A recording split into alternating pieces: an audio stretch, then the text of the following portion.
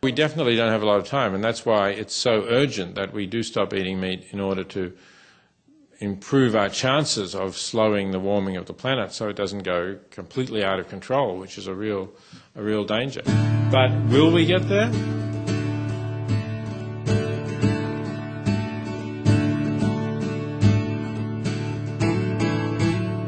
Welcome back to Animal World, our co-inhabitants. Today's show features renowned Australian vegan animal advocate, environmentalist and humanitarian Dr. Peter Singer.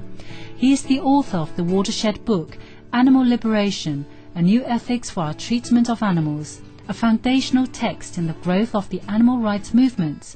Dr. Singer now speaks about his landmark book and its influence on readers.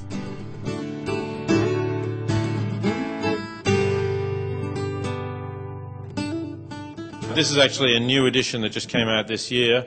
It's now subtitled The Definitive Classic of the Animal Movement. When the book came out in 1975, there wasn't really an animal movement.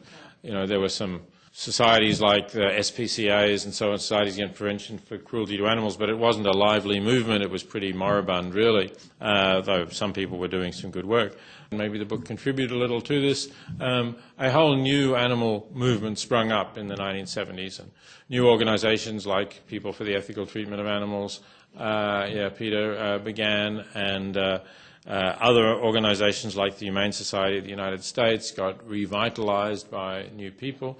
And the same happened around the world. In Europe, we had a whole group of new animal organisations, and in Australia and Canada and many other countries.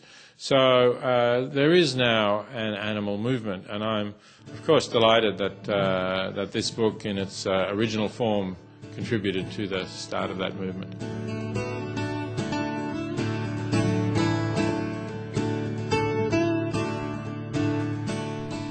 Speciesism, the concept of favouring humans over other species, is discussed extensively in Animal Liberation.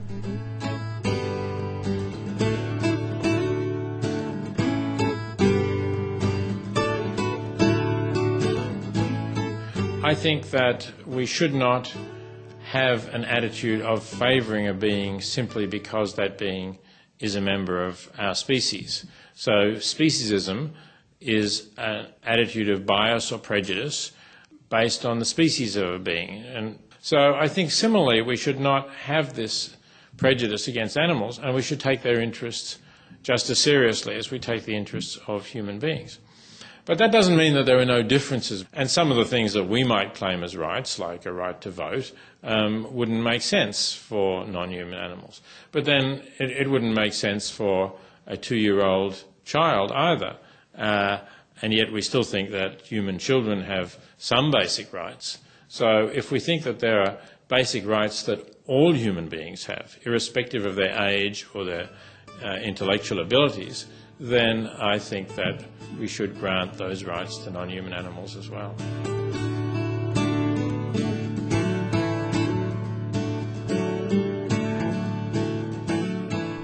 Dr. Singer suggests that humans need to immediately begin considering the source of their food and whether cruelty to animals was involved in its production.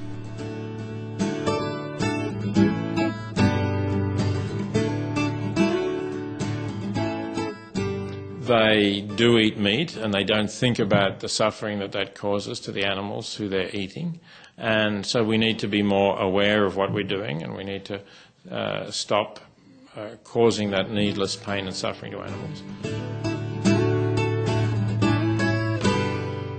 In his articles and books, Dr. Singer emphasizes the importance of treating others, including our animal friends, with kindness and respect by practicing love and generosity and by adopting animal-friendly lifestyles.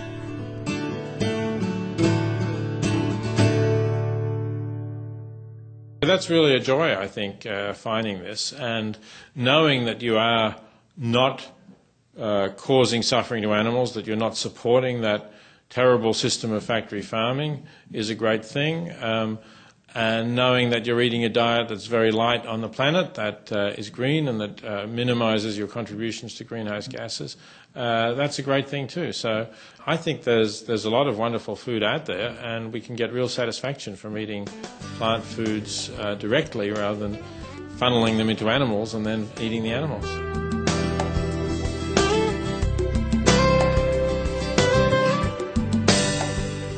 To close, Dr. Singer summarizes his approach to a safer, greener and more peaceful world.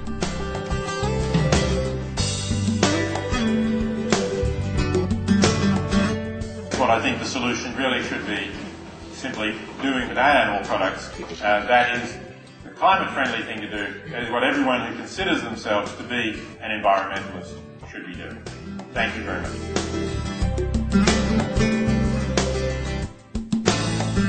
For more about Dr. Singer, please visit www.princeton.edu/P Singer.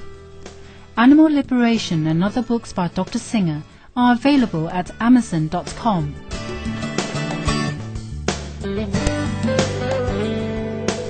We sincerely thank Dr. Peter Singer for discussing his landmark book, Animal Liberation, and his views on animal welfare and global warming. Noble viewers, we also thank you for your company on today's episode of Animal World, Our Co-Inhabitants. Up next is enlightening entertainment after noteworthy news. May all beings live in abundance and grace.